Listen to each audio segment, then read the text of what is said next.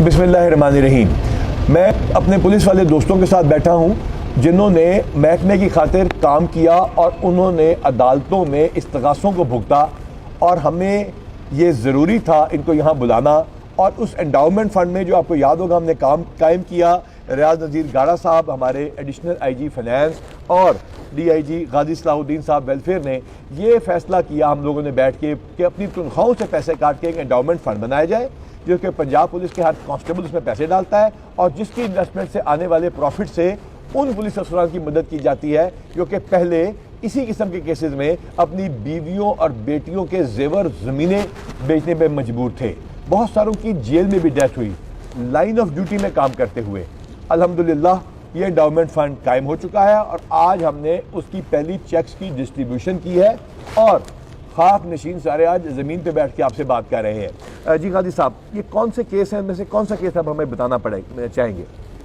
जी sir, जैसे आपने बताया कि अल्हम्दुलिल्लाह हमारा 10 करोड़ का एंडाउमेंट फ़ंड पंजाब पुलिस ने अपने फ़ंड से, अपने वेलफेयर फ़ंड की जो कटौती है उससे कायम किया है, जिसमें मंथली प्रॉफिट जो होता है उससे हम अपने मुलाज़मीन की मदद कर रहे हैं।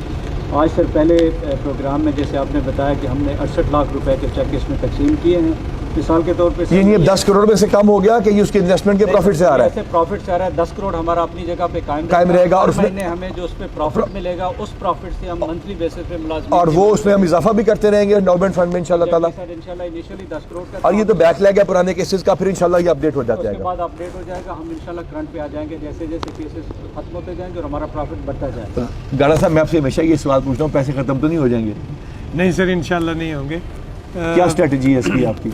हमारी स्ट्रेटजी ये है सर कि एक तो हमारे जो वेलफेयर के दूसरी इन्वेस्टमेंट्स हैं उसमें से जो प्रॉफिट आ रहा है हम उसको इस एंडाउमेंट में शिफ्ट कर देंगे, ठीक हो, जिससे हमारे प्रॉफिट की रेशो बढ़ जाएगी और हम ज़्यादा केसेस को तो हमने कितने नए प्रोजेक्ट शुरू किए हैं जो कि मजीद हमें प्रॉफिट देंगे? 41 क्या बता रहे थे हमने नए मुख्तलिफ प्रोजेक्ट? सर हमारे मुख्तलिफ ज़िलों में, मुख्तलिफ रीजन्स में नए वेलफेयर प्रोजेक्ट्स बन रहे हैं। उसमें से जो पैसा आएगा वो भी थोड़ा सा इसमें डालेंगे? उसकी कुछ परसेंटेज सर हम इस एंडाउमेंट में डाल रहे हैं। अच्छा जी, तो केस बताइए हमें। सर जैसे 2019 में सर ये एक लिया में केस हुआ था कि हमारी पुलिस पार्टी ने मुलजमान को पकड़ा। उन मुलजमान को सरकारी गाड़ी में अदालत में शिफ्ट कर रहे थे कि इसी दौरान एक मुलजम ने गाड़ी से छलांग लगा दी।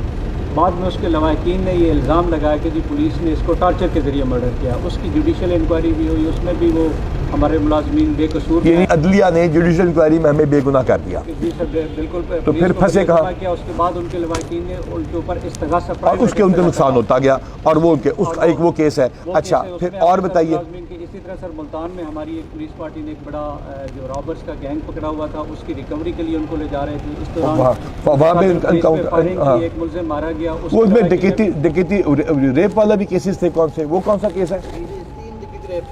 डकैती रेप के केस थे, वो भी फंस गए।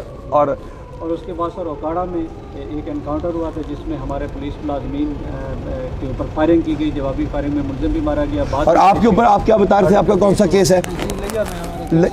लिया में इस्तगासा चल रहा है जो कि हम बहादुरी से फेस कर रहे हैं।